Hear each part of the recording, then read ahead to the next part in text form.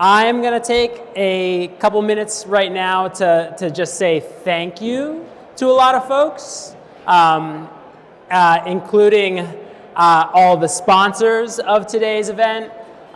For those who are not aware of what it takes to pull something like this off, it is not easy, and everyone who is sponsoring this event is integrally part of making it happen. So thank you to Calpine Community Energy, to GDS Associates, to New Hampshire Saves, to Liberty, and to Encore in particular, our prime and platinum sponsors. If you are looking for those folks and would like to connect with anybody at those companies, if you don't know who they are, find us and we can direct you to them. But they are all here. All of them have representation. So thank you to the sponsors of today's event. I also want to take just a couple minutes. This is my third time at the podium at the LES conference since I took this job in 2021. And it's sort of remarkable how much and how quickly things change, not just in the clean energy space, but at our organization as well. We actually just finished a strategic planning process. Of course, it never truly finishes, but part of that process included an adoption of a new mission, vision, and principles statement, which I thought I'd throw up on the screen here today. And I think when we look at this event and everyone here, I would hope that everybody in this room shares all of these values, all of these principles. And I think this is what we're all trying to push for all together. Yeah!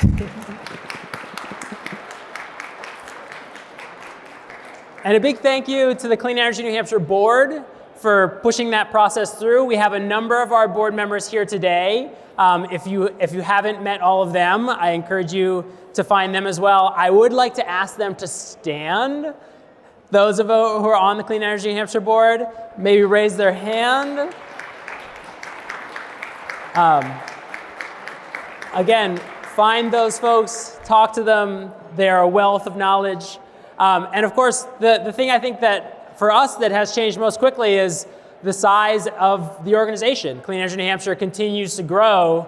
In fact, we have 2 open positions right now. If folks would like to join the team, we're hiring more members of our Energy Circuit Rider program. Those are the folks that are providing direct technical assistance, particularly to municipalities all around the state. So if you know of someone who would be well suited to join the core of circuit riders, we're looking for one right now in Sullivan County.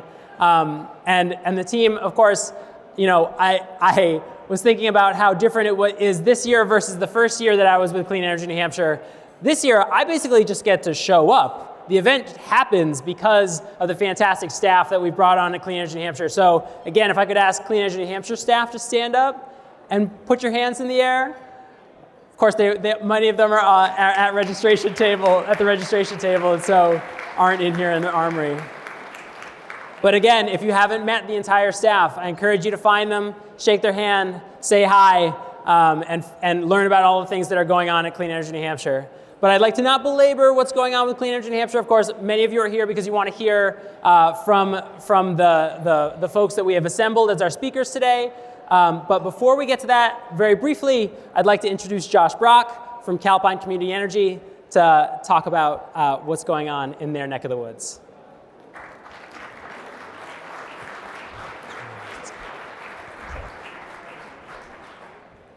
Good morning, everyone.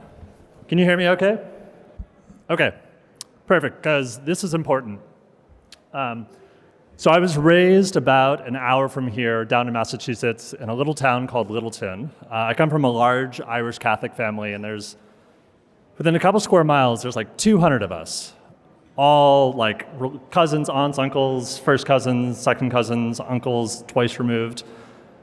They don't know I'm here, and I need to make sure none of you tell them, because they're driving distance away, and before I'm done and our keynote is walking off the stage, they could be here, and while I love them to death, it's not a consequence I'm willing to currently cash in on right now, so let's just all agree, what stays in New Hampshire stays in New Hampshire. Okay, lovely, and it also confirms that you can hear me, so that's great. So I have the opportunity to speak and to talk about the work we do at Calpine fairly often, and I appreciate it. Half the time it's because we've sponsored the conference, and so I'm always acknowledging the fact that first thing in the morning, you're here with me, listening to me because we have the benefit of having sponsored this event.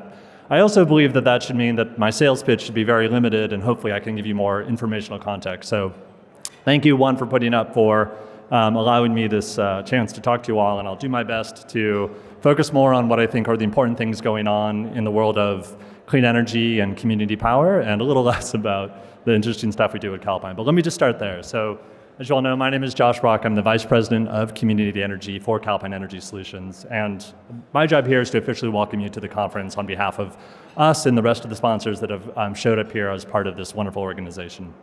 And for those of you that aren't familiar with Calpine, the work we do is to support clean power agencies throughout the United States in bringing choice and affordability to their community and everything that that means for them.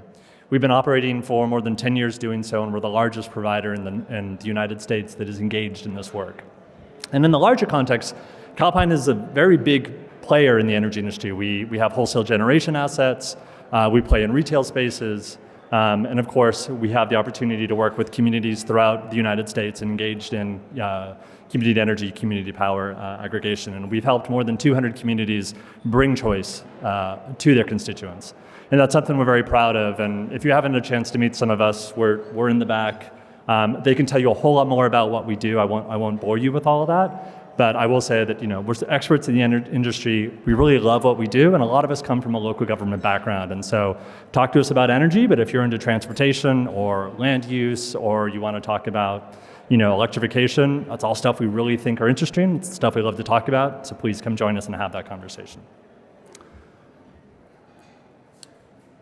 Okay, so Salmon is in the brochure that he sent out in the agenda. He has this wonderful one page that sort of welcomes us all and talks about this idea of moving from muddling to visioning. And I think that's a really beautiful metaphor for where we're at. And Sam, you did a wonderful job of sort of walking us through that. And so I'm going to belabor that and try and extend it into my comments here.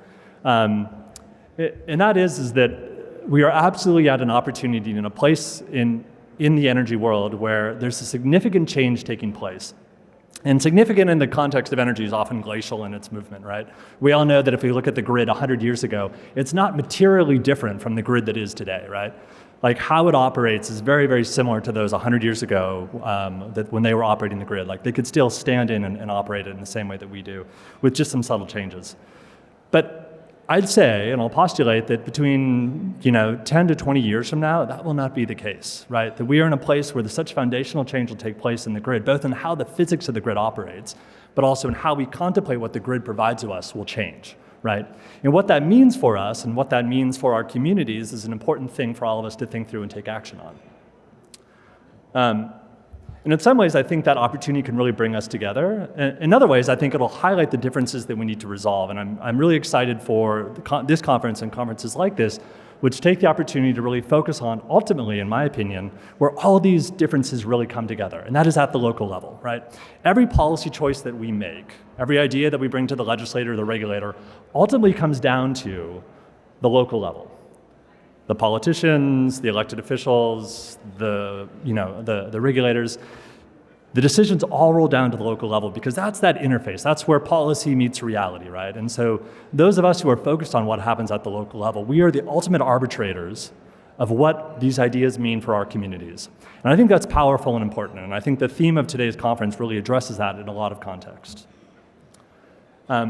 I also want to take a moment to acknowledge something really big that happened, and something that I think is really important for New Hampshire. So as many of you know, the first community power agencies began service this year. So in April, the Community Power Coalition of New Hampshire started service with its first member agencies, and I just wanted to take a moment to recognize that. So if you are with CPCNH, or if you are one of the member agencies that have started providing community choice to your constituents, if you could just stand up and be recognized, and thank you for all the work that you've done to bring our community to where we've done.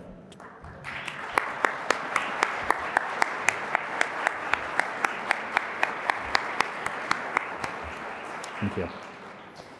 And as of today, there's over 85,000 accounts that are now under service, representing at least 200,000 members, constituents of New Hampshire. And CPC&H is only growing, and that's important.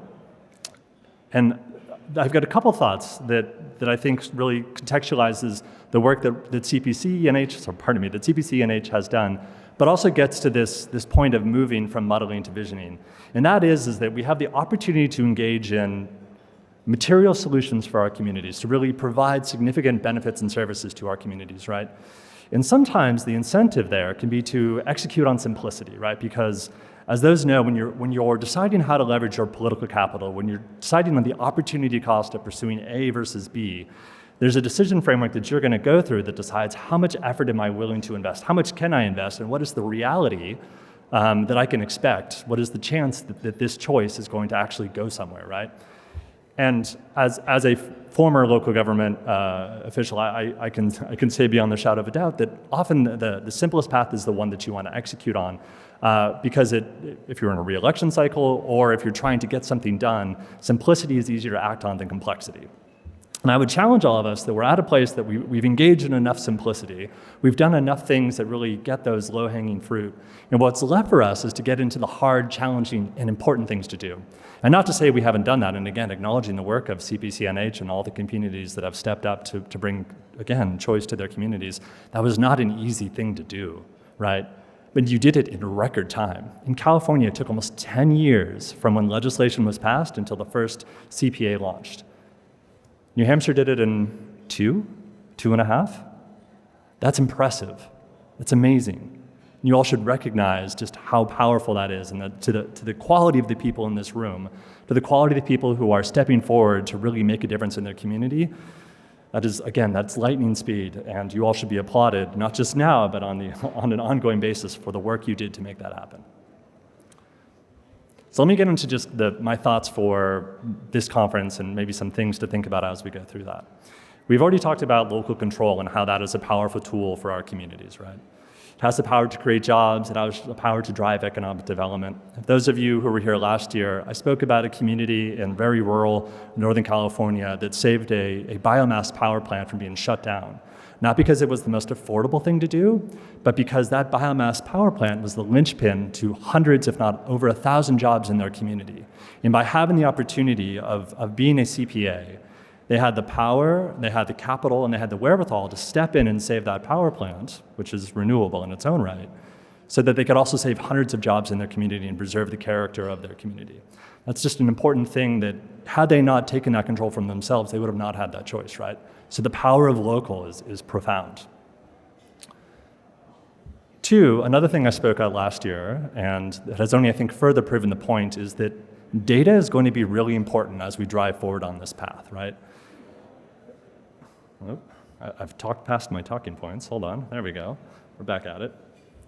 And maybe stated more directly, good data enables good decisions, and ultimately that enables choice, right? CPC&H was able to step into a place where now that they have access to a profound amount of data that's now going to allow them to drive both programmatic choices for the communities, as well as make important decisions for how the grid is going to be shaped for the ongoing future. And by stepping into that value stream, they're now a critical participant in that process, right? They have the capital and the wherewithal to engage in things that otherwise they would not be able to. They also avoided the trap of moving towards simplicity, which is you can accomplish the same things in a variety of different ways, but they chose the way that wasn't the easiest to do it, but was ultimately going to provide the most benefit to their community. I think we're going to have a chance to talk a lot about things like that today, and I encourage you all to think through that. How can I provide the most benefit to my community, and what are the challenges that I need to overcome to get there, right? And give yourself the space to be willing to step into the difficult and challenging things that come with that. Two more thoughts. So this is no surprise to anyone in the room that has worked at the local level, but there's a lot of overlap in the outcomes we're trying to accomplish, right? So those of us who are focused on affordable energy or a more decarbonized grid, often the outcomes of that will also mean improved air quality, both in the community around us, but also within our homes, right? As we remove fossil fuel burning resources inside the homes, like a stove, for example, and replace it with an induction cooktop or oven, that also improves the indoor air quality of that home, right? Which reduces asthmatic forming emissions and improves the overall health of the community, right? And these are little steps that we can take that really improve what's happening in our community.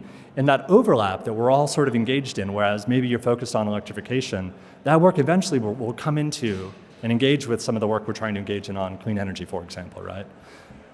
I say all that because we're going to be looking at a lot of things, and in some ways it'll be discrete. We'll talk about data at another panel, we'll talk about distributed energy resources, right? Sometimes you just need to take those thoughts forward to the ultimate outcome and then decide how that connects with the work you're going to do, and make sure that you draw those connections between what you're engaging and what other parties are doing now, so that down the road you still have that opportunity to connect and work together to push the outcomes that you're both striving towards. And finally, I think overall we're greater when we come together. So I think at times we feel that we might be at odds because there are things that we want to accomplish or need to accomplish to get to the policy objectives that are important to us in our communities, right? And even though we're all perhaps striving towards, we're rowing in the same direction, as it were, right? We will still disconnect on sometimes meaningful things, right? And we may not agree on how we get there. But ultimately, we're still all pushing in the same direction. And something that I learned before the work that I do now, I had the chance to work briefly in the United Nations, and I worked in a country called Cyprus. We were doing a cross-border negotiation and peace-building process. And one of the most important things I learned in that process from one of my mentors was you have perception and you have perspective. I think we've all heard the phrase that perception is reality, right? So as we understand what's going on around us, our perception defines that reality, right? Perspective is the person next to you, right? And sometimes you will take your perception and ascribe what that person thinks, right? You will transpose your own thoughts and your own feelings on that. And that'll be the perception that you bring there. But the more that you can step out of what is your own perception and understand the perspective of those around you, that'll inform both how you get to what you're trying to accomplish, but it'll also inform a more meaningful engagement through those difficult challenges. So I encourage all of you that as you're looking at that, to take that moment to find the perspective of the people on the other side of the table that you're working on, find that common ground and work towards those outcomes, because I know that we're all pushing to the same direction and we all want the same things for our communities. So with that, thank you for your time this morning. I look forward to meeting more of you today. I look forward to talking about some other important topics. And again, thank you for all the work that you do. Thank you for everything that you've done in your communities. And Sam and the CENH team, thank you for having us today. Really appreciate it.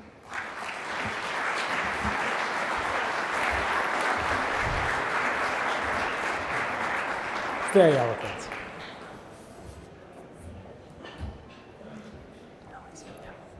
So I've had a complaint, and it's about Christopher Skoglund and other folks in the back of the room. I've been told it's very hard to hear in the back of the room because of all the conversations that are happening. I love that folks are already connecting and networking, but consider yourselves warned that the folks in the back are having a hard time hearing. So I'm going to introduce our keynote next, and I'm going to do so with just a couple of slides that are going to lay out how big the challenge coming up next is. So these are from ISO New England. I hope everyone in this room knows who ISO New England is. If you don't, come see me after. We need a long talk. These are the forecasts of load growth that were issued in 2022 and 2023 when it comes to transportation electrification. And what you see in this slide is the red line was the forecast over the next 10 years that was issued in 2022, and the blue line is the forecast in 2023. I don't think I really need to lay out how big of a jump that is, but the sheer number of electric vehicles that will be on the road 10 years from now is absolutely shocking when you think about the amount of new electric demand that there's going to be on the grid based on the latest forecasts, and those forecasts are only growing year by year. These are the same numbers except for heat, electrification of heat. They're broken out state by state. There was no New England-wide graph that I could show you, unfortunately.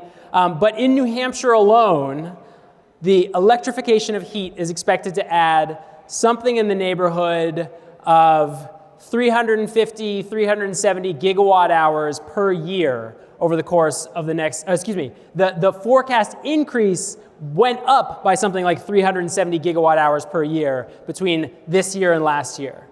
The amount of electrification coming down the pike at us is absolutely shocking, which is good news, right? Those of you who are interested in seeing, like us, the decarbonization of the electric system, you would think, wow, this is really great. Of course it is, but it's also an enormous challenge. Meeting this demand will be harder, I think, than anyone currently realizes. And I would say, it is my belief that we are not going to get there in an affordable way under the existing paradigm that we have. Just adding more transformers, adding bigger conductors, adding capacity at substations will be an unaffordable way to meet this growing demand. So that is why I'm very excited to introduce our keynote. For those who don't know, Jennifer Downing with the Department of Energy Loan Programs Office is the lead author of the Virtual Power Plants Commercial Liftoff Report. If you have not investigated any of these reports, they are, each and every one of them, fantastic. The Virtual Power Plants report is only one amongst many. There are liftoff reports for all sorts of technologies that are on the cusp of commercialization but are not yet commercially viable now. And they lay out in a very fact-based, clear-eyed way all of the barriers between where we are now and the point where these technologies will be commercially viable. And I learned when I called up the DOE Loan Programs Office and asked them to come speak about this report, I learned that the lead author lives here in New Hampshire, which is just one of those fun facts that despite having lived here my entire life and spent 10 years doing energy journalism in the state, you always find new amazing things and amazing people that are hidden in the corners of the state. So without further ado, I'd like to welcome up Jennifer Downing.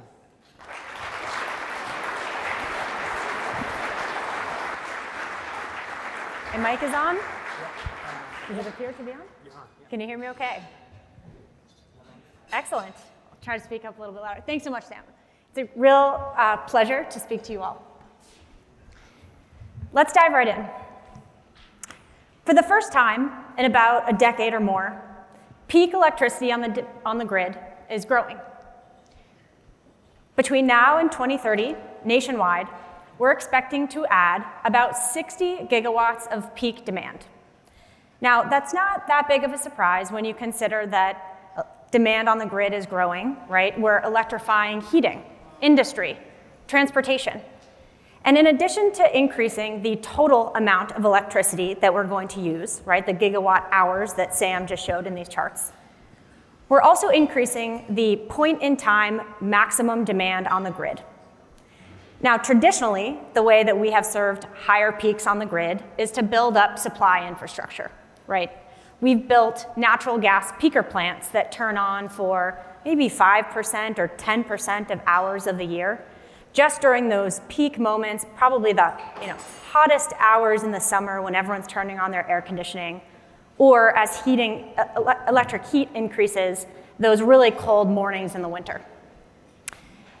But if you consider that we've spent trillions of dollars on our grid, and we're using it at such a low utilization rate, right, 5 to 10% of hours for our peaker plants, and we're building up our transmission and distribution lines to handle those maximum peaks, but then they're running at maybe 20% capacity the rest of the time, it's a pretty low utilization rate, and it's not the best use of our grid.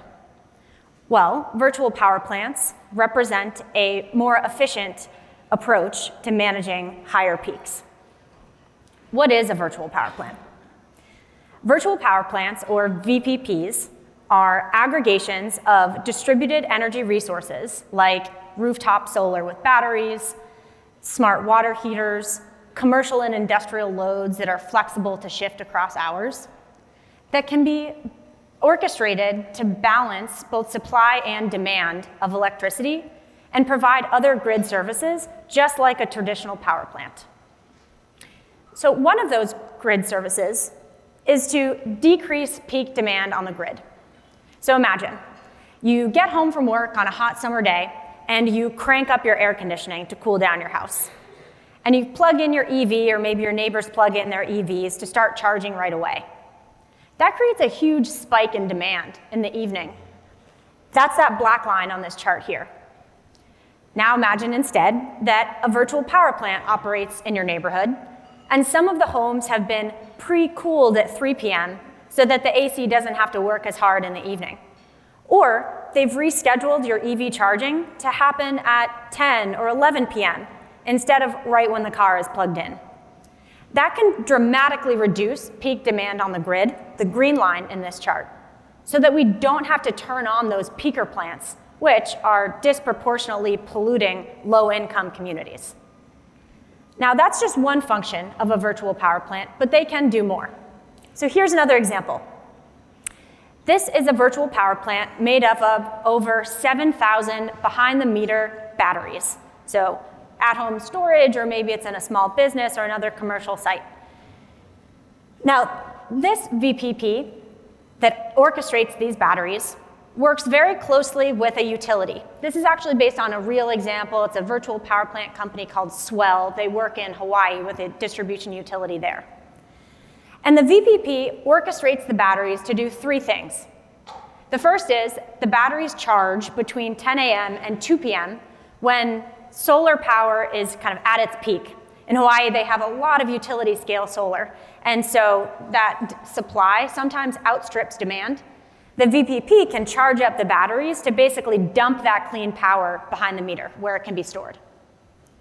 The second thing those batteries do is that they dispatch between 7 p.m. and 9 p.m. when the sun starts to set but demand on the grid rises. And then the third thing the batteries do is called fast frequency response, basically sub-second fluctuations in power output to maintain power quality on the grid. Now, why do the battery owners agree to this? Well, they get paid. The first way is, if you're buying a battery as part of signing up for this VPP, the VPP helps you pay for those batteries with somewhere around hundreds to $1,000 per kilowatt of capacity that you can enroll. Now, for perspective, a Tesla Powerwall, for example, is about 5 kilowatts of capacity, some of which are flexible to enroll in a VPP. The second way they get paid is a monthly capacity payment, somewhere between $12 and $15 off your energy bill, just for enrolling and agreeing to participate in this program. And then the third payment is an export credit, where for every kilowatt hour that's actually exported back to the grid instead of just used by your house, you get about 20 cents. Now, in that way, this VPP is helping customers afford behind-the-meter batteries and increasing the adoption rate and affordability of distributed energy resources. And by the way, keep in mind that all of these batteries are maintaining about 20 to 50% charge so that the house always has backup power, right? They have a battery instead of a generator for when there might be a grid outage. Now, this example and the example before kind of show that virtual power plants, there's a wide variety of VPPs. And so the term VPP is kind of like the term for sandwich, right? There's lots of different kinds. They have lots of different ingredients. Some will be cheap, some will be high protein. And just as a sandwich can come in, a wrap or a roll, a VPP could be operated by a utility or a third-party IT platform. Now, what is the benefit of operating a virtual power plant? We talked about decreasing peaks, but what does that mean for ratepayers, for utilities, for society? There are a lot of benefits, and I'll try to run through them quickly. The first is resource adequacy. In other words, VPPs increase the ability of the grid to serve higher demand. The second is affordability. So one study shows that a virtual power plant that's made up of residential distributed energy resources, or DERs, like smart thermostats, smart water heaters, EV chargers, and behind-the-meter batteries, can provide peaking capacity to a utility at 40 to 60% lower cost than utility-scale resources like a natural gas peaker or a utility-scale battery. And a lot of those savings come from not needing to run the power over distribution lines or transmission lines long distances. The third is reliability and resilience. So by adding or controlling a diverse portfolio with a distributed footprint, VPPs can help reduce outages on the grid and, more importantly, bring power back online when power does go out. The fourth is decarbonization and air pollution reduction. So I mentioned in an earlier example that we don't have to turn on peaker plants. We can avoid those emissions by using a VPP. But also in the battery example you saw that VPPs can help reduce the curtailment of utility scale renewable assets. And that's not just solar, right? Imagine you built a new small modular reactor bringing nuclear power online. And during some hours of the day, you have more than you need. So you can shift demand using a virtual power plant to, again, soak up that energy, whether it's solar, wind, nuclear, geothermal, or otherwise. Transmission and distribution infrastructure relief. I just mentioned, you don't have to run the power over as much distribution and transmission equipment when it's produced, stored, and used locally. Community empowerment. VPPs empower distributed energy resource owners to optimize between the cost, the convenience, and the source of their energy. And greater adoption of distributed energy resources is associated with more energy jobs. And finally, versatility and flexibility. Just like sandwiches, VPPs can be configured to meet the needs of the local grid. And uniquely, they can be kind of incrementally scaled up as the needs of the grid change and, frankly, increase. So you may be asking yourself, if virtual power plants have all of these different benefits, and they've been around for years in some form, right? Some of you are thinking, isn't this demand response? And the answer is yes, and lots of other things, right? And by the way, they've been kind of operated here in New Hampshire since the 70s. We've had utilities hardwiring switches into water heaters to do demand response. Why are we at the Department of Energy talking about them now?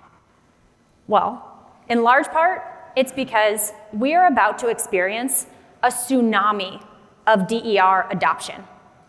So what this chart shows is that across 3 different categories of distributed energy resources, or DERs, we're adding more and more capacity to the grid every year. So these bars are growing. That's not the stock of capacity, that's the flow, right? The incremental additions going up every year. And that's across generation, which is on the left-hand side of the chart here, so distributed solar or fuel-based generators. It's flexible demand capacity, so here we've captured smart thermostats, smart water heaters in the residential setting, and then commercial and industrial flexible loads as well as storage, so stationary behind-the-meter storage. Now, to put these numbers in perspective, 4 to 6 gigawatts of flexible demand is equivalent to adding roughly 50 natural gas peaker plants to the grid every year for flexible supply. And reaching almost 25 gigawatt hours of distributed storage is over 400 utility scale batteries. Those are huge numbers. But even those numbers pale in comparison when you take a look at the capacity coming online from electric vehicles. So on the left-hand side here, we have the demand capacity coming from electric vehicle chargers added to the grid. And on the right-hand side, you have storage capacity from the batteries of these vehicles. Now, it's important to recognize that EVs aren't always plugged in. They're not always charging. And not all of that charging demand is flexible to be shifted. But if even a fraction of this capacity is available for a VPP to orchestrate, that's an enormous opportunity and represents a ton of value to the grid. But before we take a look at the trajectory, or potential trajectory of VPPs, let's take a look at our starting point. Nationally, we have somewhere between 30 and 60 gigawatts of capacity enrolled in virtual power plants, depending on how you define them. But they're really concentrated in a handful of states where the regulatory mechanisms and the market frameworks are favorable. So that means different things in different states, but to give you some examples. In California, there are multiple auction mechanisms that allow a VPP to bid its capacity into the market and compete head-to-head with a natural gas peaker plant, for example, which creates a very straightforward way for VPPs to offer grid services. In New York, regulators make a lot of use of non-wires alternatives requirements or non-wire solutions requirements. Now what that means is when a utility says, hey, I need to upgrade this substation, it's gonna cost me $1 million, the regulator says, have you considered managing flexible demand to defer that investment a bit longer, right? But what we need to move on from is patchwork deployment across the country to VPPs at scale. And we're really at an inflection point for a couple reasons, right? First and foremost, the enormous growth in distributed energy resources that we just saw in the charts prior. The second is that these DERs are Wi-Fi enabled, Bluetooth enabled, right? You have an app for them on your phone, which makes them easy to connect and orchestrate in a way that wasn't true before. And we have models deployed across the country that we can learn from. Now, what does that add up to? Well, we're looking to triple the capacity of VPPs nationally by 2030. Let's put some numbers to that. So today, with peak demand on the grid of about 740 gigawatts, we have 30 to 60 gigawatts managed with VPPs. By 2030, demand is going to go up by about 60 gigawatts, as we saw in the first slide. At the same time, we are retiring a lot of old coal and a little bit of gas generation, right? Nationally, we're expecting to retire somewhere between 150 and 180 gigawatts of power plants, just because they've come to end of life for the most part. And that represents about 140 gigawatts of peak demand that's currently served by assets coming offline. We're going to need to add 200 gigawatts of peak coincident capacity, right? And that's against a backdrop of transmission queues that last 3, 4, even 5 years long for new generation to come online because transmission capacity is scarce and interconnection takes a long time. If we can triple the capacity of virtual power plants, we can serve somewhere between 10 and 20% of that peak demand. And if we can do that, we're gonna save about $10 billion in grid costs per year. Those are deferred investments in transmission, distribution, generation, and money that we don't have to spend on fuel. So what is it going to take to get there? Well, there are 5 imperatives for virtual power plant liftoff, as we refer to it. We need to expand DER adoption with equitable benefits. We need to simplify VPP enrollment so that as those DERs come online, they are enrolled in a virtual power plant. Third, we need to increase standardization of VPP operations. And that will help integrate VPPs into the way that utilities plan and are compensated, as well as how wholesale markets operate. So I'll go through each of these and just give one example solution that support these imperatives to make it real. The first is to expand DER adoption with equitable benefits. So I want to be very clear. If only the communities that can afford rooftop solar and electric vehicles benefit from virtual power plants, we have failed. So it's very important to make sure that DERs are affordable to all Americans. And some of this is not discretionary spending, right? Everyone has a water heater. Now imagine that your water heater breaks and you have a low FICO score, low income, and you need a water heater as quickly as possible, and your best option is to put it on a credit card, right? You're gonna pay about 30% interest, and you're gonna go for the cheapest option.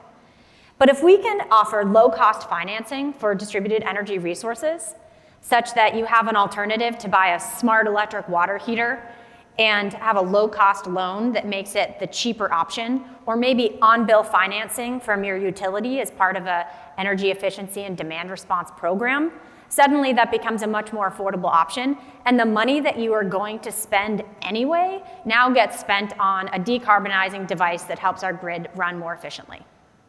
This is something in particular we're very focused on at the Loan Programs Office, my office at the Department of Energy, because the kind of tool in our toolkit is low-cost debt. Second, we need to simplify VPP enrollment. A key idea here is to automatically enroll distributed energy resources when someone is making that purchase with an easy opt-out, right? We need all the right consumer protections in place, but not everyone thinks about electricity day in, day out the way that we do. So we need to make it simple. One company that sells DERs online, it's called Uplight. They ran this study. They put VPP sign up on the same page as checkout for their smart thermostat, and they saw 400% higher sign up rates than when it took an extra 2 clicks and it brought you to a second page. So that just kind of underscores the point that this needs to be simple. Increasing standardization.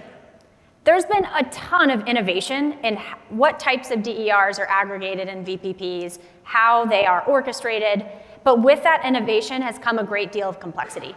And we need to kind of narrow the menu of options to make this more digestible and straightforward, and to scale up models that we know work across the country. So one thing to standardize in particular are the modeling tools and the data sets that are used to predict the performance of these portfolio of assets, to manage them in real time, and then to measure their performance so they can be compensated afterwards.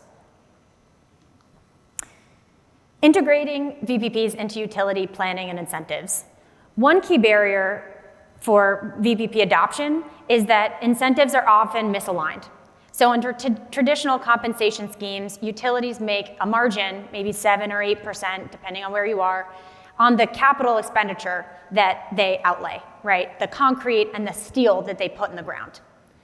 But a virtual power plant is a very low CapEx option, right? You're using resources that are already in place on the grid and operating them mostly kind of IT costs, and most of the money spent on a VPP actually flows right to the participants in terms of energy bill savings or incentives. And so in order to better align the incentive of a utility managing their finances, we need incentives such as performance-based rate making or other types of requirements that would compel a utility to make this financial decision. And finally, let's turn to wholesale markets. In 2020, FERC, the Federal Electric Reliability Commission, ordered all of the ISOs and RTOs across the country to allow virtual power plants to operate in their wholesale markets. But they can each operate on their own timeline, and they can make their own rules. And there are region-specific barriers that have been cited, such as IT constraints or personnel capacity constraints that are leading to varying timelines and varying eligibility rules across wholesale markets. And so region-specific support may be needed to make sure that virtual power plants have kind of a fair fighting chance in these markets. It's going to require action from a particularly wide range of stakeholders to advance these 5 imperatives, right? On the consumer side, we need the manufacturers of these distributed energy resources and the retailers selling them and the electricians on the ground installing them and maintaining them. And then on the kind of energy market side, we need utilities, we need regulators at the state, local, and federal level to take action here. And of course, the Department of Energy.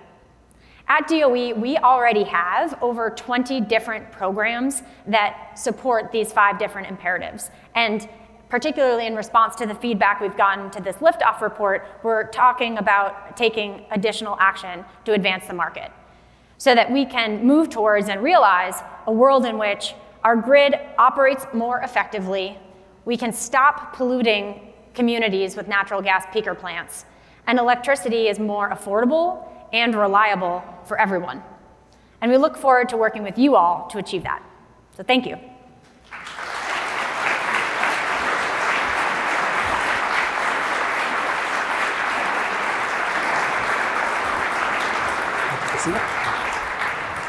So folks, we're going to have time for Q&A. There are roving microphones. I believe there are 2 wireless microphones that are roving the room in the capable hands of Clean Energy New Hampshire staff that you can flag down. But because it is my prerogative, I get to start with the first couple questions. We might be too close. There, okay. The first one is, a virtual power plant is responding to a price signal.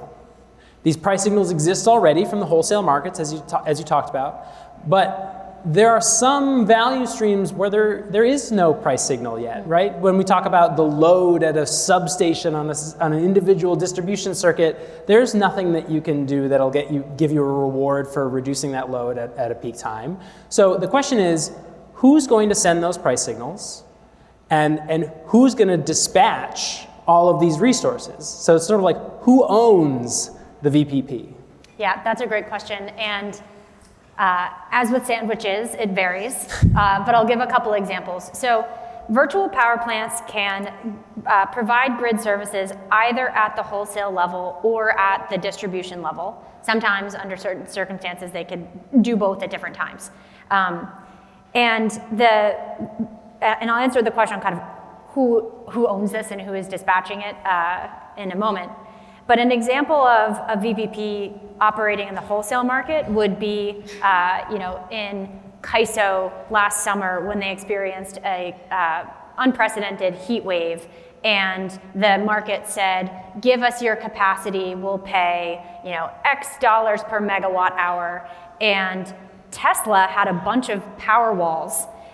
They have, a direct line of communication with those Powerwall owners through their apps, and they said, "Hey, tomorrow we know prices are going to be high because CAISO, the California ISO, has sent this price signal.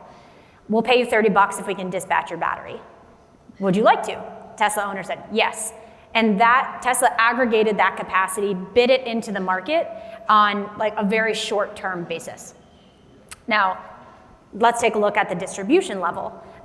In the battery example that I gave earlier, this company, Swell, has a bilateral contract with the Hawaii Electricity Co-op. And in this case, again, it's kind of that third-party tech company that has agreed in advance to provide those grid services, a price signal from Hawaii Electric, right?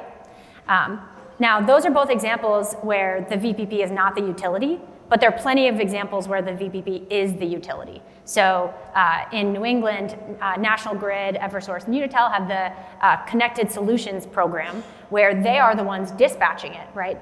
And I believe that, at least on the National Grid side, I'm most familiar with their operations, they are actually bidding that capacity into ISO New England, but in theory, could use it to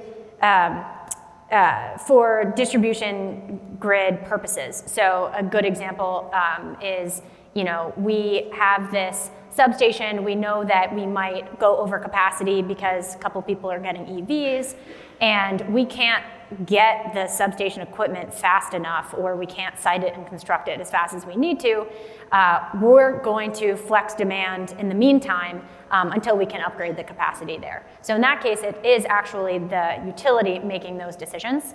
Now, I do happen to know also that National Grid is actually using a company called Energy Hub, which you can think of like a universal adapter where one end plugs into National Grid software and then the other end plugs into Google Nest, Tesla Powerwall, Kenmore water heaters, et cetera, to basically make those software systems talk to one another. So it should be noted for those who heard the words connected solutions that reopening the connected solutions, turning it from a pilot to just a full program is part of the current 3-year plan that's being considered by the PUC right now, with the deadline for a decision by November 30th. So that could be coming to New Hampshire soon.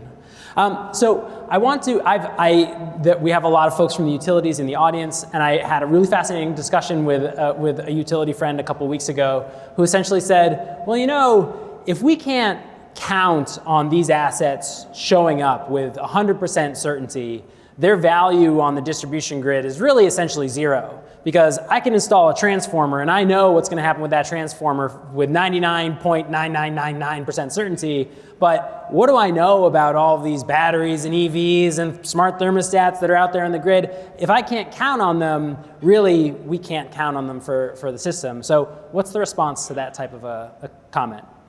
I would say that when you're talking about kind of these assets, there's a difference between looking at the asset at the distributed energy resource level versus as the VPP as a whole, right? Because these are a portfolio of distributed assets. And in the same way as a mutual fund or a retirement fund is a portfolio of stocks, all of which are operating independently from one another, you don't need every single one of those stocks and bonds to go up to have a very safe asset with your mutual fund. It's the same thing with a virtual power plant where the VPP operators assume a certain number of resources won't show up when the signal is sent, right? And so they create this buffer to make sure that however much capacity they have promised to the utility or to the wholesale market will safely be dispatched when needed. And that kind of accuracy and precision is only increasing with time as virtual power plants collect more and more data under a variety of different situations. If you can talk to VPP operators, and it's kind of well known that a smart thermostat is like 0.9 kilowatts when you need it to show up, just because smart thermostat programs are so common. We're getting better and better at predicting the managed charging response with EV chargers, with water heaters. It's pretty predictable because no one is directly controlling their water heater anyway. And basically the data sets for this are only growing, which means that the reliability of these resources is also growing. So the Loan Programs Office has, famously in our circles, $400 billion worth of loans to give away. I know that there's a lot of appetite to finance companies in the space. Can you tell us about the types of companies that might be receiving those loans from the DOE? Sure. So we don't give away loans. We issue them and they do get paid back. But we have a couple different programs under which we have financing authority. So we provide debt or debt guarantees that brings down the cost of capital for clean energy infrastructure projects. That includes our advanced vehicle manufacturing program. The types of projects that we've recently financed are EV battery manufacturing or battery recycling facilities under that program. We also have a tribal energy program, which supports energy infrastructure with tribal ownership and on tribal lands. And that varies. It's all types of different energy projects, including some VPP projects in our pipeline. And then the last two are under our Title 17 program you might hear referred to. The first is 1703, our Innovative Clean Energy Infrastructure. So that's specifically for energy technologies that are technologically proven, but not yet at commercial scale. So we don't take the risk of will it work, won't it work, right? We know it will work, and we know that because we have tens of thousands of engineers on the Department of Energy platform, something that JP Morgan, Goldman Sachs, the other infrastructure banks don't have, so they're uncomfortable with these types of projects. But that's where we step in and try to do the first, second, third, fourth projects so that the other banks can then kind of learn from that, step in, and the private markets can take over. The last and largest of our 4 programs is the Energy Reinvestment Program. So this is taking existing energy infrastructure and kind of reinvesting, refurbishing it. It could be reconductoring it to increase the capacity of existing transmission lines. It could be turning an old coal power plant into the site of a small modular nuclear reactor, right? Because it already has all the interconnection points that would be needed. There's lots of different projects there, and we're talking to utilities every day about the different projects that they might use our program to support. Okay, so my last question, and then I hope you all have been thinking about your questions. I'm going to throw it to you all next, and if no one has questions, it's going to be a very quiet 15 minutes here. We both highlighted the tsunami of new load growth that's coming. My worry, my deep anxiety is that the optimal thing for utility shareholders right now to do is to simply do nothing, to wait for that tsunami to crash, and then to say, well, we have to upgrade the grid to meet this load and do it in the traditional way, which would be, in my opinion, the most expensive way to meet that demand.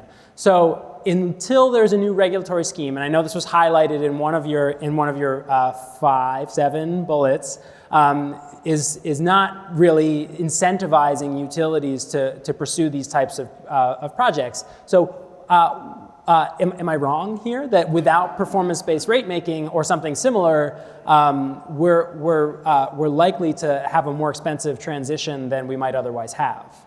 You're not wrong. I think this represents a new way of managing the grid, right? And the financial incentives are strong, right? It's particularly relevant for, investor-owned utilities under traditional compensation schemes. They have very little incentive to choose a low capex option to increase the capacity of the grid. It's not true always for, co-ops or municipal utilities who might face different planning cycles or regulatory constraints.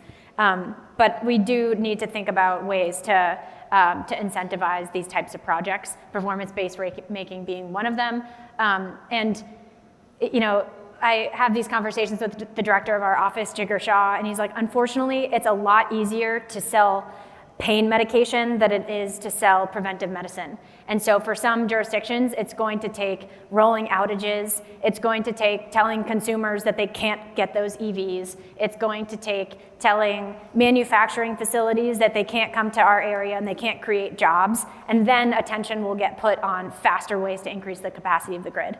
And I'm pulling my hair out saying this is a no-brainer, right? But it does take change from a lot of different types of stakeholders, and that's why we at the Department of Energy are talking about it to every audience that we can find. All right, folks. I see some hands already, and I believe we have staff with microphones, although I'm not currently seeing them yet.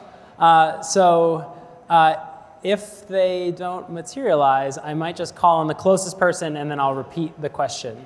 So right here, go ahead. So I've been talking to a number of older folks in my community about perhaps adding battery storage and participating in this. And a big barrier for them is the idea that a lot of this is based on loans. They're extremely hesitant to take on loans. Also homeowners who don't know how long they're going to be in a location, but particularly the elderly population, which is a large part of the population of New Hampshire. Yeah, there you go. And also one of the actually demographics where a lot of wealth is concentrated. So how are you kind of addressing those concerns? Is PACE, the property assessment for clean energy, is that a mechanism that can help with this issue? Here in New Hampshire, that kind of stagnated because towns and municipalities are not able to recover PACE the same way that banks and mortgages are. But would love to hear any ideas you may have about how do we make this an appealing option for folks who are elderly and are really hesitant to take out loans. And just to repeat the beginning of the question, because she didn't have the microphone yet, the ability to access many of these options, such as battery storage, require taking out a loan, and for folks who are not certain how long they're going to be in their home or are perhaps older, might not be willing to take on additional debt. Yeah, excuse me. It's a good question, and not the first time I've heard it. That for some communities, taking on debt is off the table. And so some of the kind of financial innovations that we have seen are utilities basically keeping that debt on their books and then either charging a little extra on the utility bill to finance that over time, or in some cases, the utility bill actually goes down overall when you take into account, gas costs and electricity costs. Because if you're replacing a gas water heater, for example, with an electric water heater. Examples of this would be there's a nonprofit called Clean Energy Works. I was just talking to them a couple weekends ago, working with the Roanoke Energy Cooperative. Down the Mid-Atlantic, and they were able to just reduce energy bills overall. The consumer didn't have to take on any debt. This is the water heater program.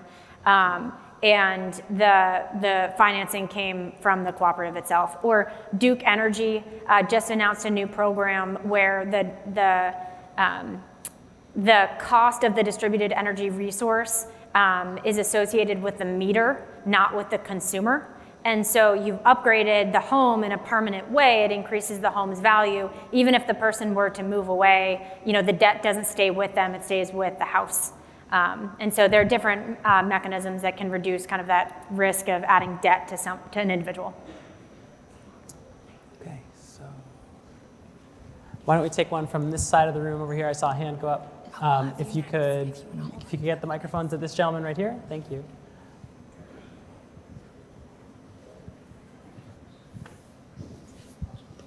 Hi, good morning. James Dumont with the Bedford Energy Commission. My question is about how we could leverage the LPO programs to attract the Climate Pollution Reduction Grants and other Inflation Reduction Act dollars. So I'm wondering, is DOE working on developing guidance for how communities and public-private partnerships could leverage these loan programs to maximize the extent that we could bring these Inflation Reduction Act dollars to our communities? Yes, so I'll mention kind of a couple mechanisms. The one thing I do want to note is that there are restrictions on what we refer to as double dipping. So if you're receiving a grant for a certain project, you can't use federal grant dollars to pay back federal debt payments. So, that needs to be taken care of with how the project is structured. But one thing I didn't mention with our innovative clean energy financing program is that while most projects have an innovation requirement, right? They need to be a technology that's not at commercial scale. That requirement is waived if a state energy financial institution is involved, so a green bank or whatever your state's equivalent of that is. So if that state energy finance institution, or SEFI, puts in a little bit of the capital, or I shouldn't say a little bit, I think it's a material amount, which you can talk to our lawyers for the definition of, there's no innovation requirement, which is particularly relevant for virtual power plants because we're talking about water heaters and solar panels that have been on the market for a long time. But our support will kind of dramatically lower the cost of debt, will will backstop it to get another lender involved. And I think on our website, you can request a kind of free consultation with our outreach and business development team, or I can connect you directly depending on what technology you're most interested in. And we're always open to having these conversations. Government's not known for great customer service, but we're trying to kind of flip that paradigm at the Loan Programs Office. Real quick, the process of going through the Loan Programs Office is, I've heard it's quite intense. The due diligence that the LPO exerts is quite a lot, so I don't imagine the town of Bedford would go through that. But when it comes to local entities that would have the wherewithal to go through the LPO process, I would imagine are like local distribution utilities some of the entities that you're seeing? Yes, that's exactly right. And also we're also thinking about, this is a little bit outside the Loan Programs Office, but with our state and community energy program, the home electrification rebates that have just become available, we're talking to them about, hey, as you distribute these rebates to folks buying these devices for the first time, how can we get them enrolled in a virtual power plant project? Or if a VPP isn't operating in their communities already, could they somehow indicate willingness to participate so that we know how much latent capacity is on the grid, so that utilities can build that into their plans, right? And then they would have a project at the scale that could be financed by LPO. Other questions? I saw that right there. Good morning. Chris Munn's state representative. The homes, the access to the grid for homes is currently regulated by meters that hang on the side of the house. To take advantage of the DERs that are in the home, within that footprint of the home, do the meters need to be upgraded to take advantage of this, or do you bypass that by just going to the internet? That's a decision, for the most part, made by utilities or wholesale markets, because you hit on a good point, which is for something like we'll call it a dumb water heater, right? There's no way to measure its usage or at what specific times. And so the kind of measurement and verification of performance might happen at the meter level. Depending on how granular time increment is needed, that meter may need to be an advanced meter that can report out on a 15-minute increment or a 60-minute increment. But it's really up to how the utility writes that contract with the VPP. Now, I will say that a lot of, more and more the kind of batteries that are in place either with just for backup power or connected to a solar array have built-in telemetry and metering so that even without upgrading the meter on the house, you can get that information straight from either the battery itself or a smart thermostat can integrate its software so that you can get it straight from that device. It can sometimes be a point of contention with how these programs are rolled out because in some cases, utility will get paid for upgrading all those meters, and so they really want to do that. But it's not always necessary to do if you can get the data straight from the device. I had a question over here, I believe. I will note, I just got a new air filter, and my air filter is updating me about my air quality over the internet second by second. So increasingly, we have a lot of smart devices in our home. Go ahead, sorry. Hi, I'm Joanne. I'm a student at Dartmouth College. I'd be curious to hear about the work that you do for Article 17 of the energy infrastructure renewal. So if all the existing fossil fuel or coal power plants were to be converted into more of natural gas or renewable energy generators, then how much in terms of increased capacity on the grid and reduced demand for peaker plants do you estimate would happen or occur? That's a question that people get paid a lot of money to model, and I don't have a single answer for you because there are lots of different potential scenarios. But I think it's important to recognize that we are building. Yes, we're going to need to replace retirements, but I think more and more it's just about adding capacity to the grid and making sure that that capacity is clean wherever possible. We talk about really needing three things as we serve that line that's going up and to the right on peak demand. The first is more generation capacity. Best if it's clean, firm, right? Nuclear, geothermal, wind and solar, also great, but take a lot of transmission capacity and better to be paired with storage so that it's dispatchable and on demand. Second thing we're going to need is grid enhancing technologies, things like reconductoring or dynamic line ratings so that we can increase the capacity of our existing infrastructure and use it more wisely. And then the third thing is demand flexibility. In other words, virtual power plants and other forms of demand flexibility, because those are kind of the fastest way to increase the capacity of the grid. And ultimately, that will take us to a cleaner future, but the exact pace and asset mix, I think, is yet to be determined. At DOE, we always talk about needing all of the above solutions. We're trying to catalyze growth in every one of these technologies, and they can kind of compete to get to the finish line first, wherever that finish line may be. And I think we have one here on the left again. One of the ways to catalyze growth is to make sure that our local utilities really understand any aspect of your breathlessly brilliant presentation. My experience in the territory that I'm in Tamworth, New Hampshire, is they're not the innovator. But you touched on Eversource as somebody who's doing something.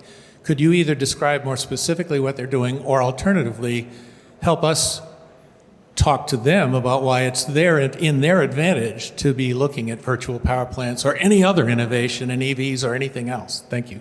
Sure. Yeah, so a couple things. One is it's an economic development issue, right?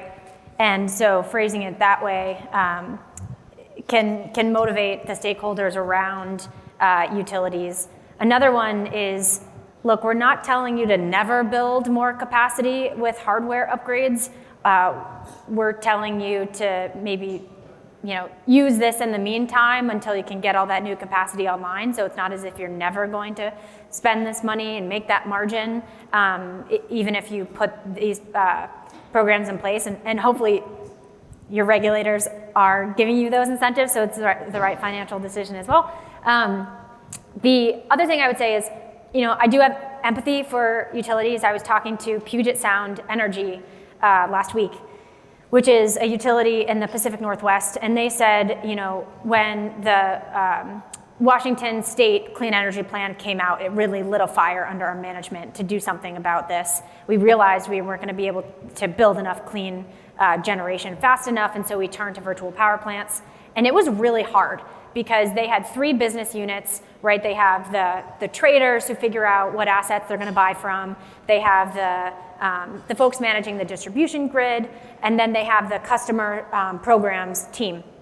And never before had the traders spoken to anyone on the customer solutions team, right? But now they have to say, hey, instead of procuring this capacity from a peaker plant, what can we do with our water heaters and EV chargers? So they had to build all these new lines of communication across the organization. And by the way, like, extra people and administrative projects are operational expenses that don't earn a margin under traditional compensation schemes. So I was having this conversation and kind of talking to the Puget Sound folks, and they were like, you get it, it's been so hard. And I'm like, but good for you, taking this step forward. But I think the incentives need to be in place. You need to have folks who are willing to show up at work tomorrow and do their jobs differently. But there's technical assistance available from the Department of Energy and other nonprofits. And so more and more of the resources to do this are available. Okay, so I think we have time for one more quick question. I see 2 hands on the side of the room, but I've lost track of the microphone. Oh, there it is. Go ahead. I guess I get the Diane Sanzone ramble. So we are working with a dozen or so battery manufacturers that have received loans from the Department of Energy in the first round, getting them through the environmental and social pieces of the puzzle. And of course, because there's federal funding, NEPA's being triggered. And so we're seeing some of our projects get held up due to collaborating agencies throwing red flags or funding being withdrawn once the funding is received. Do you have any recommendations for us when we're advising either on the front end with the NEPA compliance documents or later when we're in the NEPA process as to how we might help them expedite and make sure they're successful in actually receiving their grant money once they are approved, whether it be grants or loans or whatever? Thank you. Yeah, of course. Yes, all of the projects that LPO finances undergo NEPA, as well as they need to develop community benefits plans. And so all of these kind of extra measures that you might need to take by accessing federal dollars versus if you were just to go through a commercial bank, our advice is kind of start early, right? Try to engage folks across the community or the environmental groups as early as possible. I'm not as close to that process as I might be to give very specific advice on that, but happy to connect you with other folks in our office who are thinking about that. Because it's important, it can be a challenge, but we try to work hand in hand with our applicants to make sure that they overcome that challenge and can move forward in the process. So folks, with that, we will let you go. Thank you, Jennifer, for this fantastic talk. Thank you.